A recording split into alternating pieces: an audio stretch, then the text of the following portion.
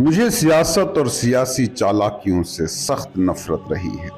میرے جوانی کے دنوں میں سپاہی، ملامی، دربار کے غلام سب مجھے اپنی سیاست میں ملوث کرنے کی کوشش کرتے رہے، لیکن یہ سب بے سود تھا۔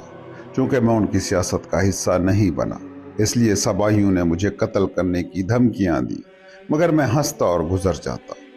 میں نے کہا یہ شمس پہلے ہی مر چکا ہے، اس سے پہلے کہ وہ مرے۔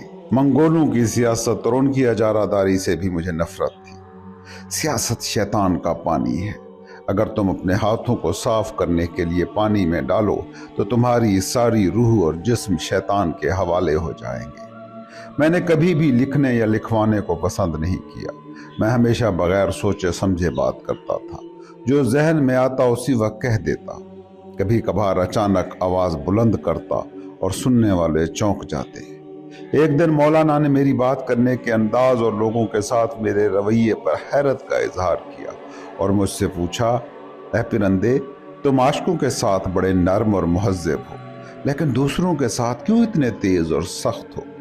میں نے جواب میں کہا، میں دل سے دعا کرنے والوں کے ساتھ نرم مزاج ہوں، لیکن دوسروں کے ساتھ بہت سخت اور غرور سے بات کرتا ہوں۔ چاہے وہ بادشاہ ہو یا کوئی بھی، میری زبان تلوار کی طرح ہوتی ہے۔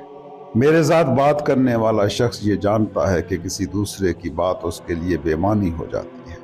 میں ہمیشہ اپنی باتیں صاف اور سچ بولتا ہوں، چاہے کسی کو برا لگے یا اچھا۔ میری نظر میں جو شخص اپنے آپ سے وفا نہیں کرتا، وہ دوسروں سے وفا کیسے کر سکتا ہے؟ میری پہلی نصیحت مولانا کو یہ تھی کہ انہیں ظاہری دنیا سے بے پرواہ ہو کر اندر کی گہری سمجھ کو حاصل کرنا ہے۔ میں نے کبھی دنیا کی دکھاوا کرنے والی چیزوں میں دلچسپی نہیں رکھی۔ لوگ کیا سوچتے ہیں مجھے اس سے کوئی فرق نہیں پڑتا۔ میں ہمیشہ ان لوگوں کے خلاف ہوتا ہوں جو صرف ظاہری شکل و صورت میں مبتلا ہیں۔ میں نے مسلم دنیا کے کئی اہم مقامات کا دورہ کیا، وہاں کے روحانی بزرگوں کی مجلسوں میں شرکت کی، لیکن مجھ پر وہ اثر کبھی نہ ہوا جو مولانا کی مجلس میں ہوا۔ میرا ایک طریقہ تھا، جب بھی کوئی میرے پاس آتا میں پوچھتا، آپ بات کریں گے یا سنیں گے؟ اگر وہ کہتا کہ میں بات کروں گا تو میں 3 دن تک خاموشی سے سنتا۔ اگر وہ کہتا کہ میں سنوں گا تو میں کہتا پھر ہم ایک ساتھ چلیں گے، اور میں بات شروع کرتا اور وہ درمیان میں بات نہ کرتا۔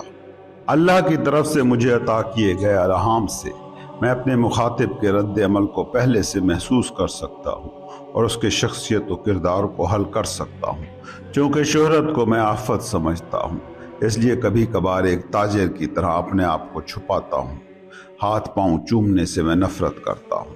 بولنے میں اور اللہ کے قریب ہونے میں موسیٰ علیہ السلام کے طریقے پر ہوں، لیکن گوشہ نشینی اور الگ ہو جانے میں عیسیٰ علیہ السلام کے طریقے پر۔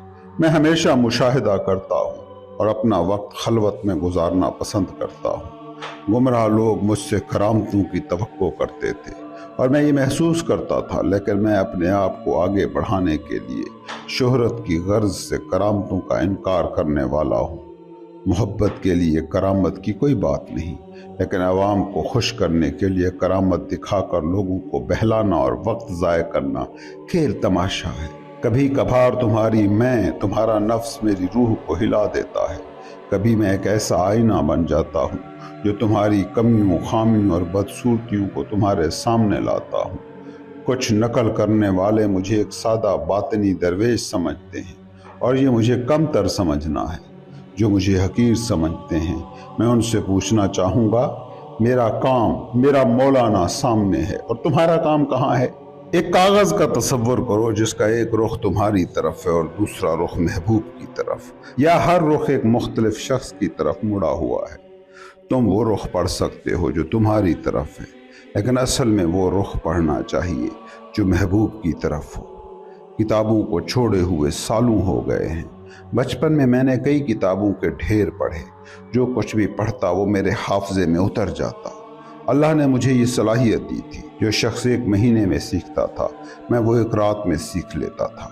تفسیر، حدیث، فقہ، مذاہب کی تاریخ، اسلامی تاریخ، عقائد اور تصوف سے متعلق جو کچھ بھی تھا میں نے اس کا مطالعہ کیا۔ کلام مجھے پسند نہیں تھا۔ میں کوئلہ فروش کے ایمان کو کلامی علم کے ایمان سے زیادہ بہتر سمجھتا تھا۔ ایرانی اور ہندوستانی ادب کے ساتھ عربی بلاغت میں بھی میں نے جوانی میں مہارت حاصل کر لی تھی۔ اساتذہ جب اپنی کتابوں کے ہاتھ سے لکھے ہوئے الفاظ سے بے خبر ہوتے تھے تو میں ان کو ان کے الفاظ یاد دلاتا۔ میں ایک چلتا پھرتا کتب خانہ تھا۔ میں نے یہ سمجھا کہ جو کتابیں میں تلاش کر رہا ہوں وہ کتابوں میں نہیں تھی۔ میں نے یہ بات مولانا کو بھی یاد دلاتے ہوئے کہا، اگر محبت کتاب میں ہوتی تو کیا ہوتا؟ محبت کتابوں سے نہیں سیکھی جا سکتی، وہ سطروں میں نہیں سما سکتی، وہ اتنی تلخ ہے۔ آؤ میں تمہیں محبت کے بارے میں بتاؤں۔ پہلے کتابوں کو جلا دو، محبت کو عاشقوں میں مت تلاش کرو۔ محبت عاشق کا آئینہ نہیں ہے، اس لیے اندھوں کے بازار میں آئینہ نہیں بکتا۔ محبت کوئی لفظ نہیں ہے جسے تم دفتر میں لکھ لو۔ محبت پیراگرافز کو تباہ کر دیتی ہے۔ محبت کا کتاب میں نہ سمانا اسی لیے ہے کہ کتاب تشریح کا کام ہے۔ محبت تشریحات میں نہیں گھومتی۔ محبت تو خود ایک راستہ ہے جس کا کوئی سر، جس کا کوئی پیر نہیں، جس کی کوئی ابتدا، جس کی کوئی انتہا نہیں۔ جو اس راستے پر قدم رکھتا ہے وہ پیچھے مڑ کر واپس نہیں آ سکتا۔ راستے کی کھدائی اور کیچڑ پر شکایت نہ کرو، محبت کیچڑ کو روشنی دیتی ہے۔ یاد رکھو تم روح کے نور کے ساتھ، جسے تم بدن کی مٹی کے ساتھ مل کر پیدا ہوئے ہو۔ میں حتیٰ کہ یہودیوں کے لیے بھی دعا کرنے کا عادی ہوں اور کہتا ہوں اللہ انہیں ہدایت دے۔ جو مجھے گالیاں دیتے ہیں ان کے لیے بھی دعا کرتا ہوں اور کہتا ہوں اللہ انہیں کفر کرنے سے زیادہ قیمتی کام دے، تاکہ وہ اللہ کو یاد کریں اور معنوں کی دنیا کی طرف مائل ہوں۔ میں نے اپنے آپ سے کہا، جو اللہ مجھے اس طرح پیدا کر کے یہاں لایا ہے، جب تک میں اس سے براہ راست بات نہ کروں اور جو سوالات میں نے کیے ہیں ان کے جوابات نہ ملیں، تو مجھے کھانے یا سونے سے کیا کام؟ کیا میں اس دنیا میں محض کھانے پینے کے لیے آیا ہوں؟ مجھے اس سے پوچھنا چاہیے کہ میں یہاں کیوں آیا ہوں اور کہاں جانا ہے، اور جب تک مجھے ان سوالات کے جواب نہ ملے میں کھانا پینا اور سونا نہیں کر سکتا۔ اس کے علاوہ مجھے اپنی نجات اور آخرت کے بارے میں بھی معلومات حاصل کرنی چاہیے، تاکہ یہاں پر ایک آرام دہ اور پریشانی سے آزاد زندگی جیوں۔ میرا مقصد بچپن سے یہی تھا اور ہمیشہ میں اس کی طرف مائل رہا۔ جیسے ایک ماں جب اپنے بچے کو خود کو جلاتا دیکھتی ہے تو فوراً حرکت میں آتی ہے اور مختلف طریقے تلاش کرتی ہے اسے بچانے کے، ویسے ہی اللہ نے اپنی خوشبو، اپنی محبت سے میری مدد کی۔ میں گالی دینے والے کو پسند کرتا ہوں، مگر جو میری تعریف کرتا ہے اسے زیادہ اہمیت نہیں دیتا، کیونکہ تعریف اگر واپس ہو جائے تو اس سے زیادہ برا ہوتا ہے۔ منافق کافر سے بھی بدتر ہے، جیسا کہ قرآن میں آیا ہے، دو چہروں والا انسان جہنم کے سب سے نچلے درجے میں ہوگا۔ میں نے اپنے نفس کو، اپنی ایگو کو اس طرح تربیت دی ہے کہ اگر میرے سامنے لذیذ پکوان ہوں اور میں واقعی بھوکا بھی ہوں، تب بھی میں ان نعمتوں کی طرف نہیں دیکھوں گا جن کے لیے دوسرے لوگ بے چین ہو جاتے ہیں۔ جو وقت پر میں اسے، اپنے نفس کو روٹی دوں، وہ بے وقت دیے جانے والے کباب سے بہتر ہے۔ یہ بات معروف ہے کہ بے جان چیزیں بھی 7 ماہ سے زیادہ میرا ساتھ نہیں دے سکتی۔ جو لوگ مدرسے میں مجھے سنتے ہیں وہ پاگل ہو جاتے ہیں، مگر کیوں میں عقل والوں کو پاگل کروں؟ اس صورت میں ان سے بات نہیں کر سکتا۔ پھر بھی میں درویش نہیں ہوں، نہ ہی بن سکتا ہوں۔ یہ درگاہ صاف ستھرے لوگوں کی جگہ ہے۔ یہاں کھانا پکانے یا خریداری کے جھنجھٹ نہیں ہے۔ یہاں تک کہ بے جان چیزوں میں بھی جدائی اور ملاپ کا احساس ہوتا ہے، جیسے ایٹموں کی طرح۔ قرآن میں یہ آیت اسی کی طرف اشارہ کرتی ہے۔ کوئی چیز ایسی نہیں جو اللہ کی تسبیح نہ کرتی ہو، لیکن تم اسے سمجھ نہیں سکتے، بے شک وہ رحم کرنے والا اور معاف کرنے والا ہے۔ اے میرے عشق، جس کے لیے میں نے اپنی جان وقف کی، کہاں ہو تم؟ میری جوانی اس تلاش میں گزری کہ میں ایک ایسا شیخ تلاش کروں جو مجھے جلائے، اور میں نے بہت سے شیخوں کو آزمایا، مگر ان میں سے کوئی بھی مجھے نہ جلا سکا، بلکہ یہ دیکھا کہ وہ خود بھی کوئی چمک پیدا کرنے کے قابل نہیں تھے۔ مجھے یہ علم تھا کہ شہرت، مال و دولت فائدے کی بجائے نقصان لے کر آتے ہیں، اور یہ سب دنیا سے جڑے رہ کر ہی رہ جاتے ہیں۔ لوگ مسلسل جنگوں اور لوٹ ماروں کی وجہ سے دنیا سے تنگ آ چکے تھے۔ جو سکون انہیں اس دنیا میں نہ مل سکا، وہ اس نے کم از کم آخرت میں تلاش کرنے کا ارادہ کیا۔ میری بھی اسی طرح تصوف کی طرف رغبت بڑھ گئی تھی۔ میں جب بھی کسی خانقاہ میں گیا جو یہ کہتا کہ میں ایسا ہوں، میں ویسا ہوں، ان سے نفرت کرتا تھا۔ میں ملک ملک گھوم رہا تھا، ایک سچے شیخ اور مرشد کی تلاش میں، برسوں سے دوڑ رہا تھا، میرے اندر جو خلا تھا، جو خالی جگہ تھی، وہ پر کرنے کے لیے جو سوالات میرے دل میں تھے، ان کے تسلی بخش جوابات دینے والا، مجھے خود سے بیگانہ کر دینے والا شیخ تلاش کرنا میری سالوں کی کوشش تھی، لیکن کوئی بھی خانقاہ میری روح کو سکون نہ دے سکی۔ یہ سلسلہ یوں ہی چلتا رہا اور میرے اندر کی خالی جگہ بڑھتی گئی، لیکن میں نے امید کا دامن نہیں چھوڑا۔ یوں عمر 60 سال تک پہنچ گئی اور میری کالی داڑھی میں سفید بالوں نے جگہ بنا لی۔ میرے جسم پر ایک چمڑے کی چادر تھی، ہاتھ میں ایک عصا تھا اور سر پر ایک ٹوپی نما کلاه تھی۔ کچھ جگہوں پر محنت مزدوری کرتا، اپنی ضرورتوں کو پورا کرتا اور کسی سے کچھ نہیں مانگتا۔ زیادہ تر مجھے بھوکا رہنا پڑتا، لیکن میں اپنے نفس سے مذاق کرتا رہتا۔ میں نے اپنے نفس سے، اپنی ایگو کے ساتھ کیا کچھ نہ کیا۔ کبھی درخت کی شاخوں پر رات گزارتا، کبھی چٹان پر سوتا، اور اکثر ان جگہوں پر جہاں میں جاتا دفن کرنے والے کے کمرے میں پڑا رہتا اور صبح کی اذان کے ساتھ مسجد چلا جاتا۔ جب مجھے جو تم ڈھونڈ رہے ہو وہ کونیا میں ہے کا پیغام آیا تو ایک دم میرے دماغ میں ماضی کی 2 یادیں جاگی۔ ان میں سے پہلی یاد یہ تھی کہ میں نے بلخ سے بڑی تعداد میں ہجرت کرنے والے قافلے کو دیکھا تھا جو شام سے گزر رہا تھا، اور وہ قافلہ میری توجہ کا مرکز بن گیا تھا۔ اس قافلے میں موجود ایک بچہ جو اس وقت 5 سال کا تھا، وہ مستقبل میں میرا مرشد حضرت مولانا جلال الدین رومی تھا۔ میں نے ان کے والد حضرت بہاؤالدین کی جمعہ کے خطبے پر سماعت کی تھی اور ان کی علمی تقریر مجھے بڑی پسند آئی تھی۔ اس کا مطلب یہ تھا کہ حضرت مولانا رومی سے میری آشنائی ان کے والد کی وجہ سے بھی پیدا ہوئی تھی۔ دوسری یاد جو مجھے آتی وہ یہ ہے کہ جب میری عمر 60 تک پہنچ چکی تھی اور میں شام کے بازاروں میں چل رہا تھا، ایک آدمی جو کہ 40 سال کے قریب تھا اپنے ساتھیوں کے ساتھ چل رہا تھا۔ میری نظر میں آیا، میں اس کی طرف متوجہ ہوا اور بے اختیار اس کے قریب جا کر اپنے ہاتھ کو اس کے کندھے پر رکھ دیا۔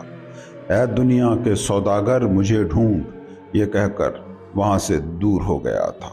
تو یہ وہی آدمی تھا جسے میں نے برسوں تک ڈھونڈا تھا، اور یہ وہ شخص تھا جو کونیا کا رہائشی تھا۔ میں نے فیصلہ کیا اب مجھے کونیا جانا تھا اور اس مشہور شخص کو تلاش کرنا تھا۔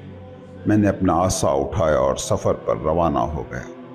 جہاں بھی جاتا لوگ مولانا جلال الدین رومی کا ذکر کر رہے تھے۔ ان کے والد کی بزرگی اور کونیا میں غیر مسلموں کا بھی ان سے متاثر ہونے کی کہانیاں سناتے تھے۔ میرے اندر ایک آواز تھی، کہہ رہی تھی جا کر دیکھ یہ مٹھاس ہے یا زہر۔ نمازیں پڑھ کر رات کے آخری حصے میں جب میں چند گھنٹے سونے کے لیے لیٹتا تو ہمیشہ ایک دعا پڑھتا تھا، اللہ مجھے اپنے دوستوں سے ملا دے، مجھے ان کے ساتھ ملاقات نصیب کر دے۔ میں حلب میں ایک گندم کے کھیت پر لیٹا ہوا تھا اور اسی دعا میں غرق تھا کہ مجھے خواب میں یہ بتایا گیا کہ میری آرزو پوری ہوگی، لیکن اس کے لیے مجھے اناتولیا کے علاقے جانا ہوگا۔ اس کے جواب میں مجھ سے یہ پوچھا گیا کہ میں کیا عطیہ دے سکتا ہوں۔ میں نے جواب دیا میرا سر۔ جاگنے کے بعد فوراً میں سفر پر روانہ ہو گیا۔ جیسے جیسے میں اناتولیا میں سفر کرتا مولانا رومی کا نام اور شہرت ہر جگہ سننے کو ملتی۔ فیصلہ کر لیا تھا کہ میں کونیا جاؤں گا، اگر مجھے وہ مل گیا تو مسئلہ حل ہو جائے گا۔ ایک دن میں نے عرفہ میں ایک شخص کو دیکھا جو کہ کوڑے کھا رہا تھا، لیکن اس کی آواز نہیں نکل رہی تھی۔ جتنی بار وہ مارا جاتا وہ اور خاموش ہو جاتا۔ میں اس کے پیچھے چل پڑا اور پوچھا کہ کیوں مارا جا رہا ہے۔ اس نے بتایا کہ وہ ایک عورت سے محبت کرتا تھا اور اس کے لیے سب برداشت کر رہا تھا۔ میں نے اسے کہا کاش تم یہ جان پاتے کہ اللہ ہمیشہ تمہیں دیکھ رہا ہے۔ یہ سن کر وہ زمین پر گر کر چلایا۔ حضرت ابراہیم علیہ السلام کی زیارت گاہ پر مجھے ایک زبردست روحانی لذت حاصل ہوئی۔ وہ رب جو نمرود کی آگوں میں ابراہیم کو جلاتا نہیں تھا، میرے اندر بھی ایسی ہی آگیں بھر گئی ہیں، ایسے ہی شعلے میرے چاروں طرف ہیں۔ میری دعا ہے کہ مجھے وہ دوست مل جائے جو میری آگ کو ٹھنڈا کرے، میرے دل کی ہوا بنے اور میں جلدی سے کونیا پہنچوں۔ پھر میں ایک ہفتے بعد دیار بکر پہنچا۔ صبح کی نماز سے لے کر دوپہر تک مجھے راستہ کھو گیا۔ 3 دن کی مسافت کے بعد میں ایک پہاڑ کی بلند چوٹی پر پہنچا۔ یہاں سے نیچے ایک ڈھلوان، ایک ندی اور ایک گاؤں کی گلیوں کا منظر دیکھ رہا تھا۔ گاؤں بہت دور تھا۔ گاؤں کے اوپر کی پہاڑیاں بچوں کے قد کی طرح دکھائی دیتی تھی۔ خلاصہ یہ کہ میں نے اپنی جان کو موت کے حوالے کر دیا और खुद को नीचे लुढ़का दिया। जब गांव वालों ने मुझे गिरते हुए देखा तो वो मुझे एक जिन या हजरत खिजर समझ बैठे। दियार बकर से मैं अचानक और खामोशी से रवाना हो गया। रात का वक्त था और मेरे कदम मेरे ख्वाबों को रोंदते जा रहे थे। मैं फौरन कूनिया पहुंचने की जुस्तजू में था, जैसे मैंने बरसों तक मौलाना को तलाश किया हो और जैसे मौलाना ने बरसों से मुझे इंतजार किया हो। जीत की उम्मीदों से भरा हुआ था। मैं कूनिया को अपने वतन की तरह दौड़ता जा रहा था। मेरे लबों पर नामालूम की यानी मौलाना की प्यास थी। मैं तुम्हारी तरफ आ रहा हूँ। मेरी सांस कभी एक सहरा की तेज हवा की तरह जलाने वाली, कभी एक सहरा की रात की तरह ठंडी हो जाती। अर्जनजान जाते हुए एक सूफी जमात ने मेरा साथ दिया। उन्होंने मुझे अपना रहनुमा मुंतखब किया और कहा, हम तुम्हारी इजाज़त के बगैर कहीं नहीं रुकेंगे, न सफ़र शुरू करेंगे। हम एक दूसरे से नाराज़ हों भी तो तुम्हारी इजाज़त के बगैर कुछ नहीं करेंगे। चंद दिनों तक वो अपना पेट भरने के लिए कुछ न पा सके। ये मौसम खरबूजों का था। एक बागबान ने हमें इशारा करते हुए कहा, दरवेशो आओ बिस्मिल्लाह कहो, अल्लाह की रज़ा के लिए खाओ। वो फौरन जाने के लिए उठे। मैंने कहा, हम भूखे हैं और अगर तुम भी भूखे हो तो रुकना नहीं, ये मौजज़ा रद्द नहीं किया जा सकता।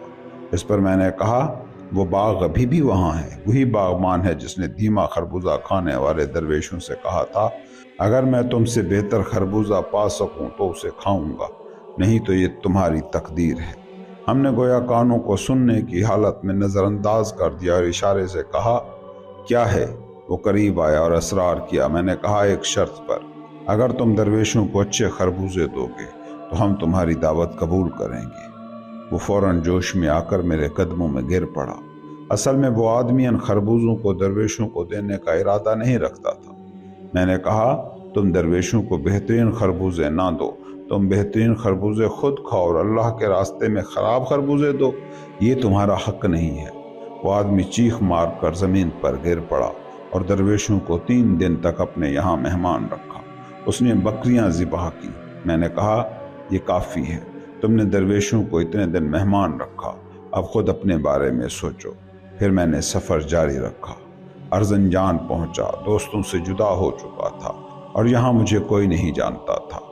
अच्छा वक्त गुजरा, खेल खेले, कुश्तियाँ की, लेकिन जल्द ही लोगों ने मुझे पहचान लिया और कहा, तुम खुद शम्स हो।